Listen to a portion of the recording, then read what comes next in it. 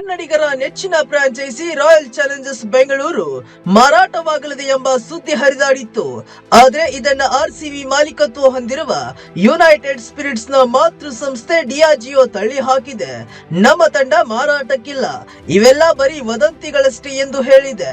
ಬೆಂಗಳೂರಿನ ಚಿನ್ನಸ್ವಾಮಿ ಮೈದಾನದಲ್ಲಿ IPL cup ಗೆದ್ದ ಸಂಭ್ರಮಾಚರಣೆ ನಡೆಸುವಾಗ ಕಾಲ್ತುಳಿತದಲ್ಲಿ 11 ಮಂದಿ ಮೃತಪಟ್ಟಿದ್ರು.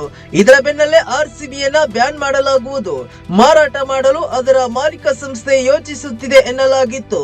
ಇದು ಆರ್ಸಿಬಿ ಅಭಿಮಾನಿಗಳಿಗೆ ಆತಂಕ ಉಂಟು ಮಾಡಿತ್ತು. 16,834 ಕೋಟಿ ರೂಪಾಯಿಗೆ ಫ್ರಾಂಚೈಸಿಯನ್ನ ಮಾರಾಟ ಮಾಡಲು ಯೋಚಿಸಲಾಗುತ್ತಿದೆ ಎಂದು ವರದಿಯಾಗಿತ್ತು.